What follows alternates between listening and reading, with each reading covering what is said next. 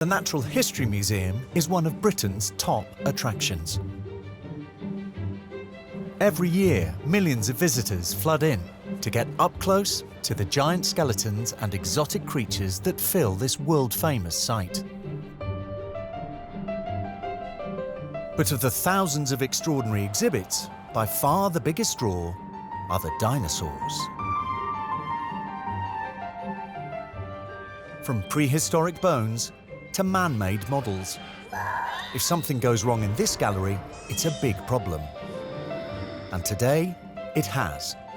The most popular dino of them all, the robot T-Rex, has developed a fault and needs urgent attention. We want to get the tail off and have a look at this cylinder in here that we think's squeaking. We've not come across this before. Technicians Glenn and Alex have been called in to try and fix T-Rex's tail, which is making a worrying rattling noise. Need to give it a little squirt. It's not the first time T-Rex has gone wrong. 6 months ago, there was a problem with his head. T-Rex was shaking his head violently. It was completely out of control. The body was shaking, and it was head-banging. For young kids, this is terrifying. Yeah, pretty dramatic. He kept that up for the best part of an afternoon before somebody told us about it. Because this thing weighs a couple of tons, it caused a little bit of damage elsewhere.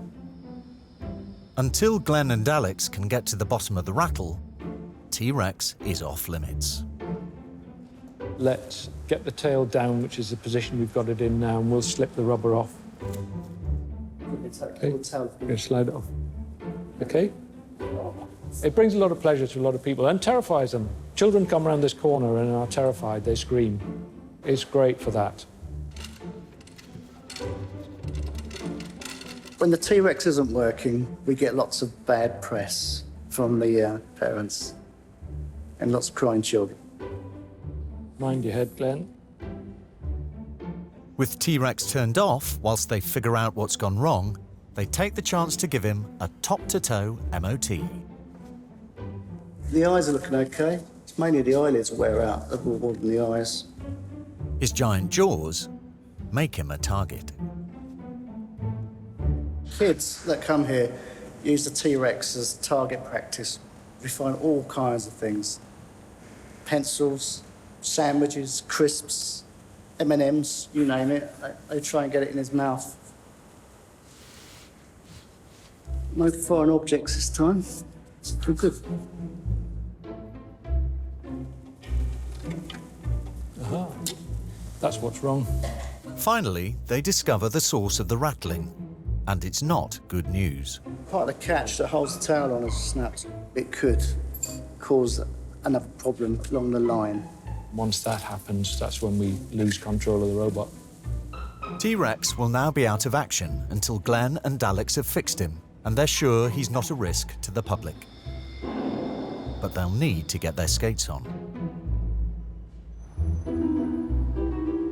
While robot T-Rex awaits urgent repairs, deep in the basement, there's the real thing. Remarkably, the museum holds the skeleton of the first T-Rex ever discovered. But dino expert Susie Maidment has a problem. The huge bones of this 66-million-year-old T-Rex have been muddled up with another T-Rex. Today, Susie is setting out to solve this giant jigsaw puzzle. At the moment, I don't know which bone goes with which skeleton, so that's what I'm going to try and figure out today. It might be a bit surprising that all of these bones are jumbled up. We have so many dinosaur specimens in the museum to look after. And up until now, this specimen hasn't really been the focus of any attention. So I'm hoping to correct that today. These T-Rex bones were dug up in Wyoming in Midwest America over 100 years ago. They're incredibly historically important specimens, so it's pretty amazing to be getting them out and handling them today. Wow, they're heavy too. This is a metatarsal, which is a foot bone. It's the one that footballers always break. It's pretty long. That was the height of T-Rex's foot without its toes. But there's something else mixed up with the bones. That's plastic T-Rex. These specimens were mounted in the dinosaur gallery for a really, really long time. And the missing bits that we didn't have of the skeleton were filled in with plastic like this. So I think we can probably get rid of these now. This looks like it could be quite fragile. This is a big back rib. So it's broken at the end here. It would have continued on and tapered down to nothing.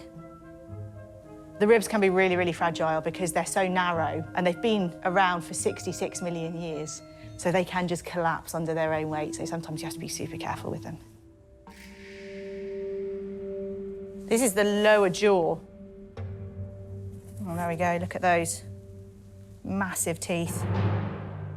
It's these teeth and this jaw that give the T-Rex its fearsome reputation. Can you see these stake-like knife serrations that would have allowed the T-Rex to cut through flesh? The idea of being chased and eaten by a T-Rex, oh, it's terrifying. It had a bone-crushing bite, and these massive teeth would have chomped through most of the other things that were alive at the time. 3 hours later, and 66 million years after they were alive, Susie has sorted one T-Rex from another. This is maybe a half of a T-Rex that we have here. All of the neck and the back. Haven't got much of the tail by the looks of things, but its bones are in pretty good nick. I actually really enjoy having a good tidy up of the collections. I don't like mess. I have a very clean house. I like to have a very clean collection as well. Coming up, we discover the museum's gruesome underwater world. This is the tentacle of a colossal squid. And the most daring mission the museum's ever undertaken. No one's ever done a project like this before.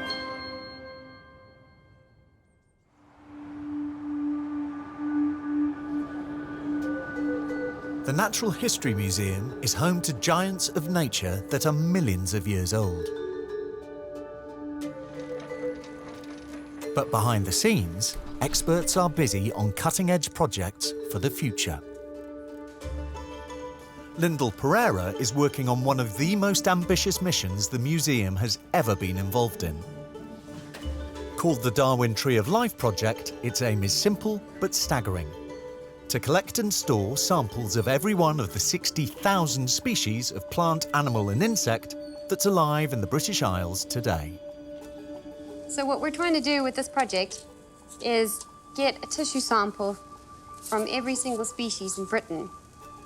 200 years ago, they had to collect the entire organism and store them in museums like this. And now, we can learn so much from such a tiny sample. Here, in one of the most high-tech parts of the museum, is a tank of liquid nitrogen, where the samples will be stored at -200 degrees. This tank can fit 60,000 of these tubes. So there's enough space to fit one sample for every species that you can find in Britain. We're taking the DNA from these organisms that will stay in here safely for the next 300 years at least. And we can learn so much from them. David Attenborough himself has put a sample into this very tank. Stood on that step. Touched this handle. This tank is a Noah's Ark for the 21st century, with its samples of every living thing in Britain. It's going to take at least another 10 years to fill, but it's a race against the clock. We're losing species at a faster rate than we can even discover them. So we need to find them and learn as much as we can about them if we have any hopes of saving them in the future. No one's ever done a project like this before. It's going to be a big challenge. We have about 1,000 species in this tank so far, so we have 59,000 still to go.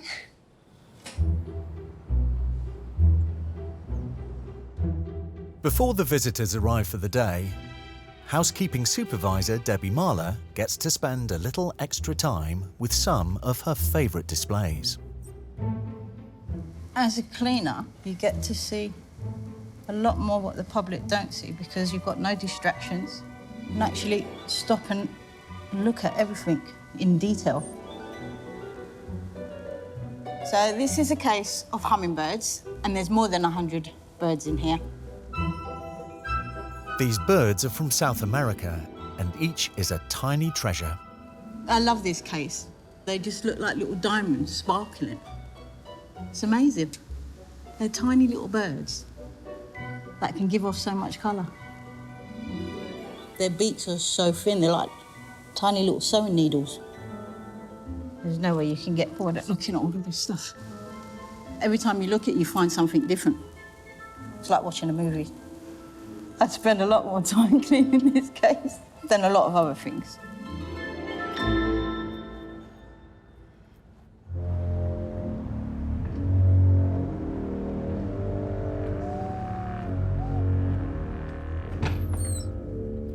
In the far corner of the museum, there's an area where only those with the strongest of stomachs will venture.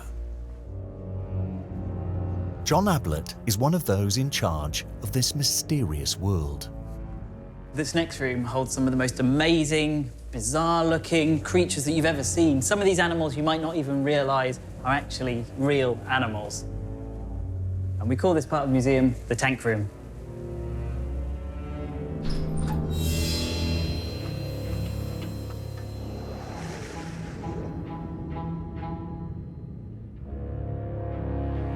This vast room is filled with rarely seen creatures from the deep, all perfectly preserved. This is the tentacle of a colossal squid, what we believe is the largest species of squid. They've never found a fully grown colossal squid, only juvenile ones, but we think they reach up to about 18 metres, and this one came from the stomach of a sperm whale, one of the few animals that's big enough to eat it. One of the amazing things is these hooked suckers that they have, and these are used for grabbing onto their prey. These actually turn and screw into the flesh of anything that it catches to stop them from getting away. Today, John's preparing some cuttlefish for a new exhibition about fantastic beasts. He needs to work fast while they're still fresh. One of the amazing things about alcohol preserved collections is the fact you've got the whole animal. You could cut this open and see what it had eaten just before it died. You could investigate it for parasites. There are so many more things that you can do, which is why they really are truly amazing specimens. These came from Cornwall. They came up this morning. So we're going to start with this one, because it's probably the most complete in the nicest condition. Going to arrange it into the pose we want it to stay in, because the fixing preservation will kind of harden up the tissues, make it less flexible. Handling the special preservatives is dangerous work. This chemical, formalin, just stops the rotting process. There's a few frozen patches, so it's a little tricky to get the syringe in, but just need to get enough of the chemical in to fix it from the inside as well as the outside. It stops it from degrading, and hopefully the specimen will last hundreds of years. Next, the cuttlefish will be immersed in a tank of formalin so that it's preserved inside and out. And in 10 days, it'll be ready to go on display. The most prized specimen in this undersea world is the biggest and strangest of all. This is Archie, giant squid. I have quite a big personal attachment to this specimen. She's about 8.62 metres in length, and it came to the museum in 2004 when it was caught by some fishermen off the coast of the Falkland Islands. They pulled up their nets, found this amazing creature. Archie is a girl. It's quite easy to sex a giant squid because they're one of few squids to have external penises in the case of a male. And for a male giant squid, the penis would be about 1 metre in length, so no metre-length penis, definitely a girl. This complete giant squid, almost the length of a double-decker bus, is one of the few anywhere in the world. It took 20 people to prepare this specimen, and it's now one of the museum's biggest attractions. It's incredibly rare to get a complete giant squid. You can see it has an eye on either side, and it has the second largest eye of any living creature. And you can see in this specimen there's some very, very large suckers. And this is what they use for grabbing onto prey, pulling it back so they can hold it and eat it. This is the closest that most visitors will ever get to a deep-sea giant. People relate them to these monsters of the deep, you know, the kind of stories of these grabbing sailors pulling boats down to their depth. And just to have a glimpse at this huge animal that, until relatively recently, people didn't know was actually a real animal is really, truly amazing.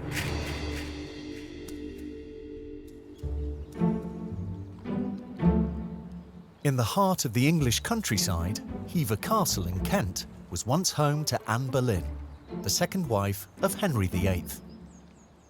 This morning, it's part of the most ambitious project the museum's ever been involved in, to collect every one of the 60,000 species alive in the British Isles today.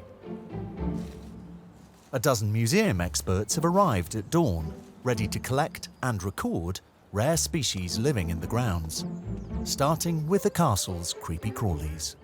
So, and we're looking for old trees. That one looks good. Beetle expert Max Barkley is on the hunt for ancient bugs, and he's using some old-fashioned methods to get them. I'm beating this oak tree because oak trees support probably more species of insect than any other species of British tree. There's about 15 or 20 different species of insect on this beating tray, so where did that go? The little flea beetle there. Some of these trees are at least a couple of 100 years old, and there's probably been a kitchen garden here since the castle was built, so there will have been a succession of trees, and the beetles associated with the trees would have passed down from generation to generation, so they will be able to trace their lineage back to the Tudors. People ask me whether I have much time for people who don't like insects, but I don't really know any people that don't like insects.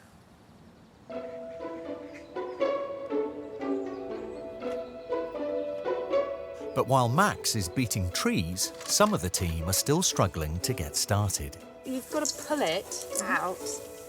It should just come. No, it doesn't. First challenge of the day. There we go. Hey! How are we going to manage the trestle tables? It's the next challenge. Project leader Lyndall Pereira will make sure all the specimens collected today are identified and recorded on site. That's if they can get the kit working. Do we have power? Yes, we do. Here we go. Station's ready.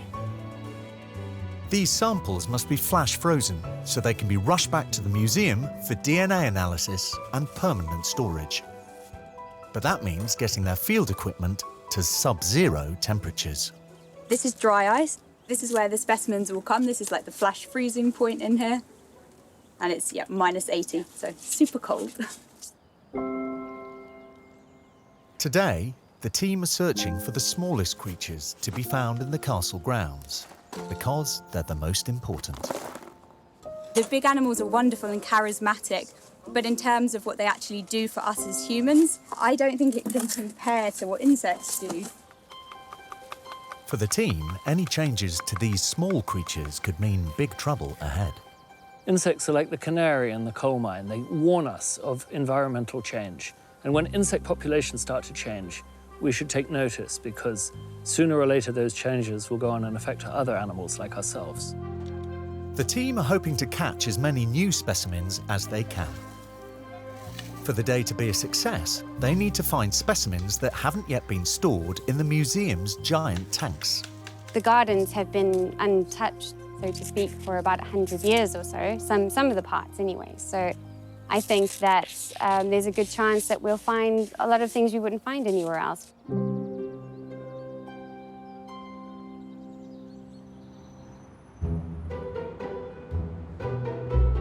The Natural History Museum holds more than 80 million specimens that have been collected over hundreds of years.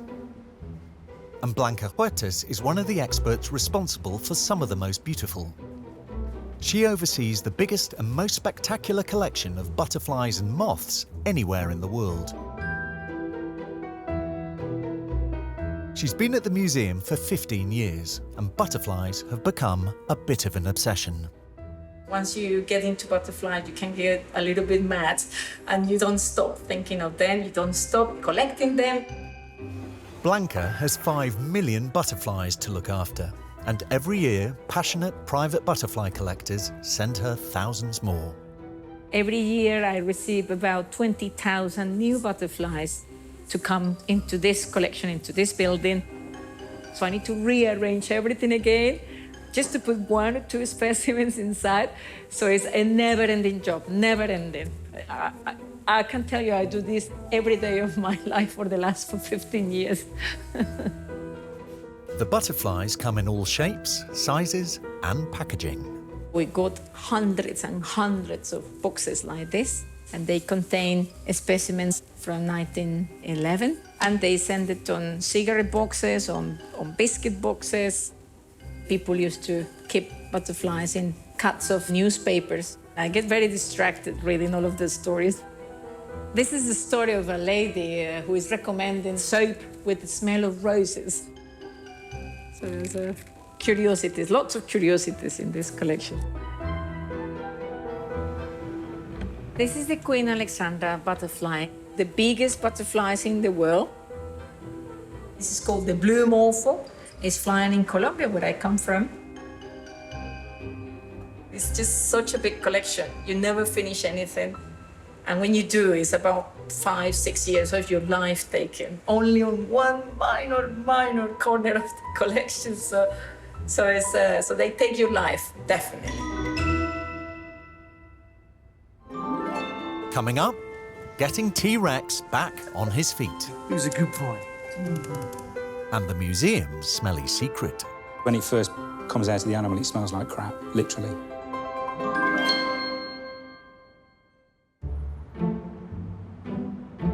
The Natural History Museum is in one of the richest neighbourhoods in Britain. But buried beneath its newest wing is a foul-smelling secret. 100 years ago, huge dead whales were brought to the museum to rot in specially dug shallow graves called whale pits. Once they'd rotted, their skeletons could be added to the collection. Whale expert Richard Sabin knows all about them. These were huge holes in the ground, full of sand. You put your specimen into the sand, cover it over, leave it for a year or so. The bugs and the beetles come along and they do their business and they munch away at all the soft tissues. And after about a year, you actually end up with something that looks exactly like this wonderful photograph. It does generate an awful lot of smell. And with the wind in the right direction on a nice warm summer's day, you get complaints from the neighbours. And unfortunately, living in South Kensington, working in South Kensington, probably not the best place to be burying partially decomposed whales. There were quite a few complaints, and I think that's probably one of the reasons why, along with the Second World War, that the practice stopped. And there are a few more surprising secrets from these gentle giants. This 100-year-old waxy lump might not look like much, but it's from a sperm whale's intestines and is extremely rare. You'll smell it before you see it. Known as ambergris, it's been used to make perfumes for centuries, and a piece this size would have been worth thousands of pounds. This used to be more valuable than gold. Can you smell it yet? It's a really unusual material. It's basically made up of the parts of the animals that the sperm whale eats, things like squid. When it first comes out of the animal, it smells like crap, literally. Once it emerges from the sperm whale, it floats to the surface of the ocean, and then the waves start to wash away that horrible kind of fecal smell, the poo smell that it has. These lumps can float on the surface of the ocean for months or years before they wash up on beaches and are found by people. It has quite a pleasant, sort of musky, slightly sweet odour. I love the smell, I really do. Ambergris was also loved by royalty. There was a recipe that was a favourite of King Charles II, and it was lightly scrambled eggs with shavings of ambergris. Very unusual, highly acquired taste, I should imagine.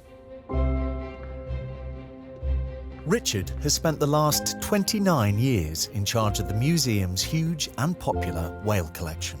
I think one of the things that really makes whales fascinating for people is the fact that they are so unseen, unknown, mysterious. For centuries, millennia even, these huge creatures have been such a surprise when they appear on our beaches. They suddenly appear from their world into our world.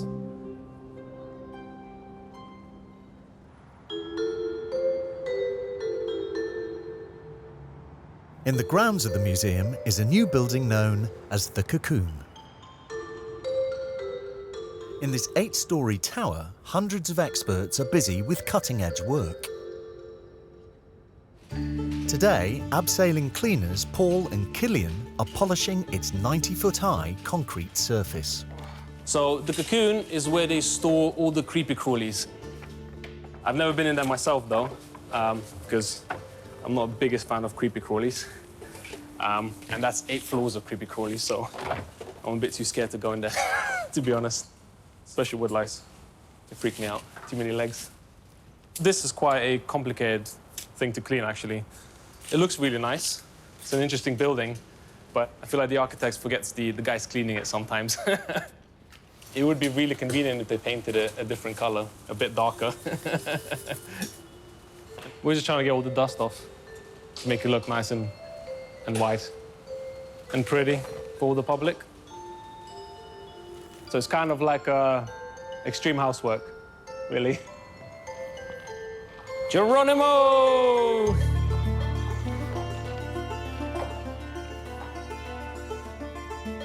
Right, it's looking good. Looking nice and white again.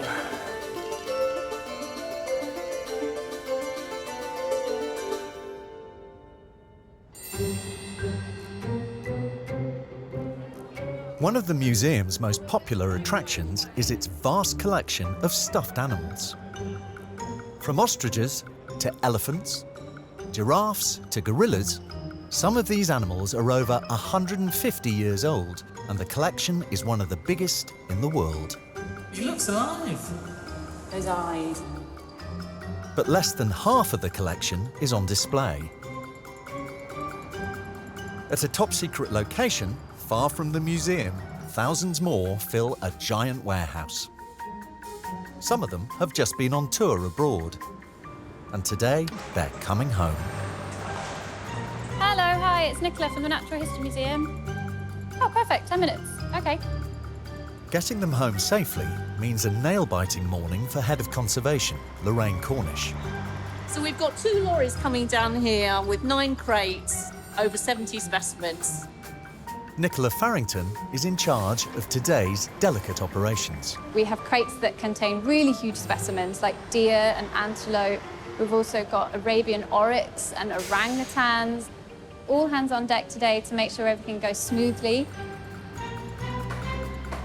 I think in there is a giant tortoise. Yeah, right. Don't quote me on that. We're always watchful because we just want them to arrive safely.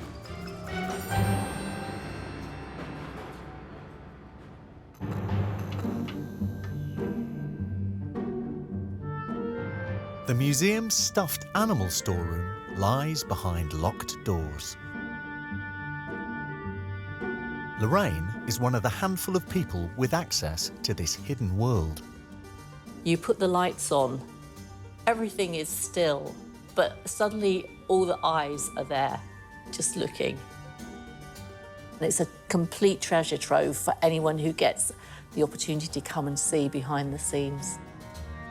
People who are fortunate enough to come into this space, and there aren't many, are always completely amazed. It's a world of wonder. They've all got their charm. Some more charming than others, possibly. This one always amuses me.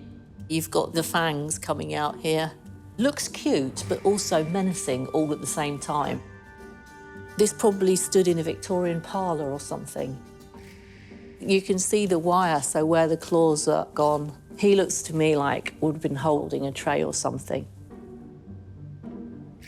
So just hiding round the corner, literally, because they're too big to go on any shelving. We've got some giraffes just hanging about, and I like to come and see them. It makes me feel quite small when I stand next to this one, but it is rather lovely. I like to come and stand amongst them. It's quite calming. To Lorraine's eagle eye, this world-renowned collection is more like a stuffed animal's A&E. I mean, everything I look at, I want to treat. Bit of a split bottom situation. This one, oh, just looking over and saying, pick me, pick me.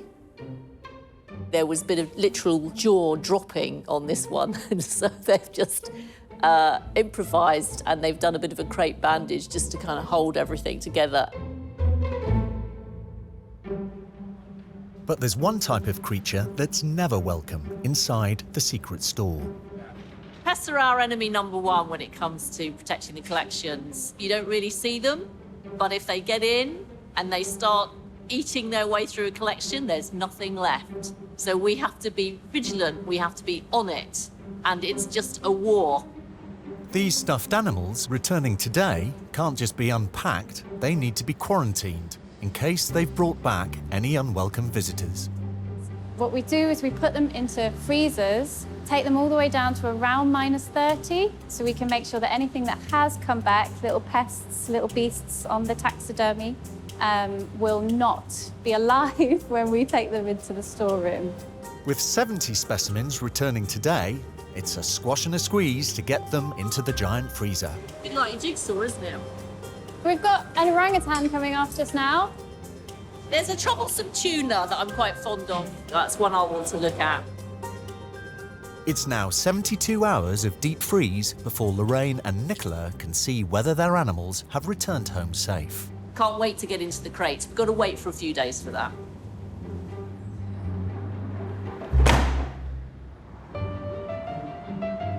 Inside the Dino Gallery, robot T-Rex has been out of action, needing urgent repairs to his tail, which has been making a worrying rattling noise.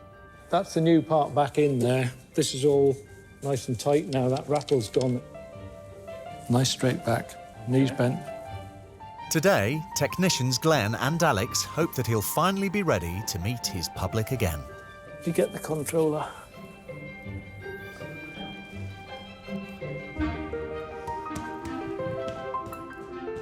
Mind your back.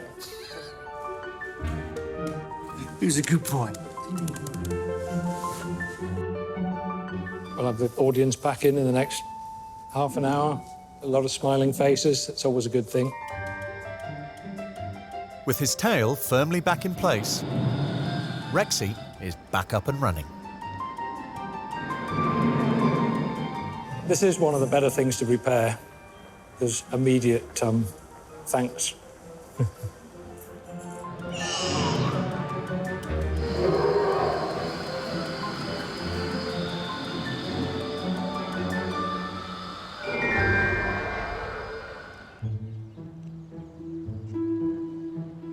At Hea Castle, expert collectors from the museum are busily raking the grounds for rare British wildlife.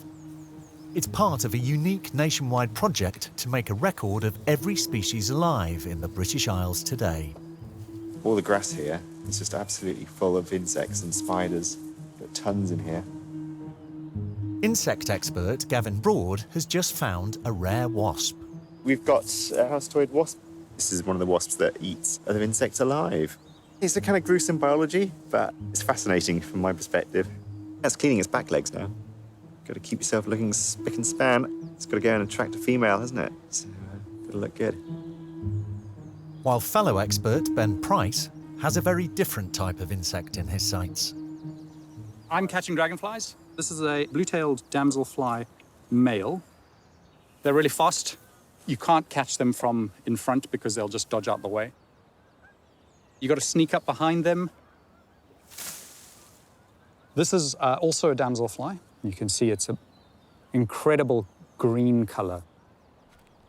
The hat, the shorts, sturdy boots and a net is pretty much unchanged from the way insect collectors would have collected 100 years ago. Although shorts were a bad choice today with all these nettles. I'm not quite tall enough. I can't reach most of the branches on these trees. Bug expert Max Barkley is beating rare beetles out of their hiding places. That's a rather nice insect. This is the forest bug. It's one of the stink bugs. These produce a very unpleasant smell when you handle them, so I'm not going to poke it too much. So that's Cryptocephalus pusillus, this little beetle here. I bet we haven't got one of those on the project. The team will only know if their wildlife treasure hunt has been a success when it comes to the final tally in just a few hours. There's more than 20,000 species of insect in the UK, and it's always exciting for me when I see something that I've never seen before.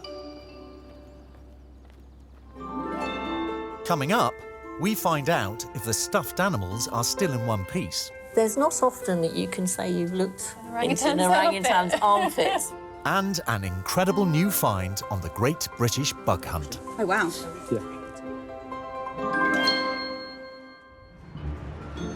At the Natural History Museum's secret Offsite stall, a group of precious stuffed animals is returning from a world tour.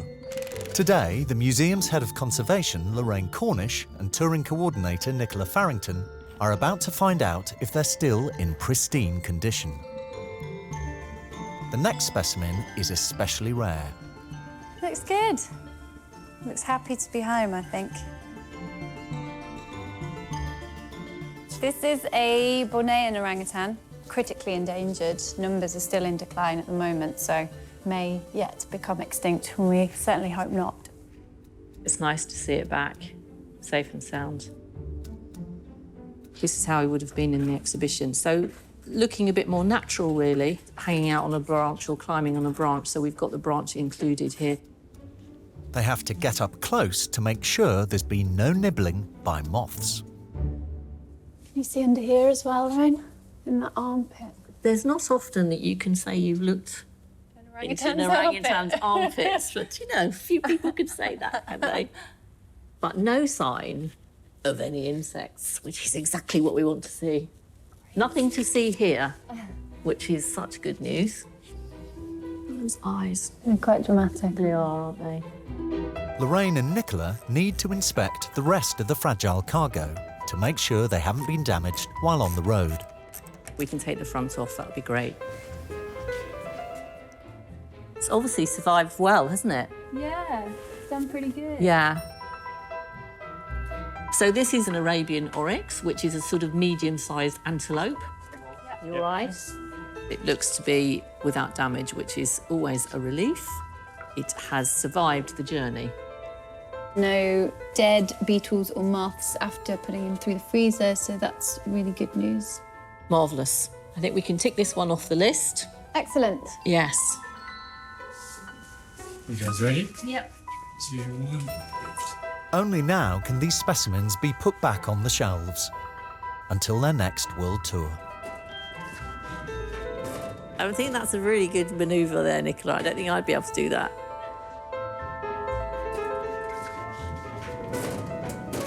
So he's happy where he is then? Yes, very happy. Great. He looks fine, and it's nice to see him back in the store for now with all of his primate friends. So he'll be very safe here. He's just enigmatic, isn't he? Maybe he's thinking about something. Who knows?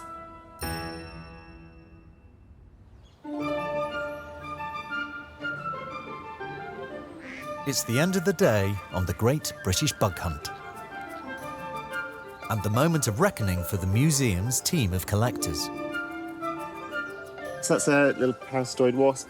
That's my great find of the day. Wow. New to the species list as well. Yeah, not had that before. Brilliant.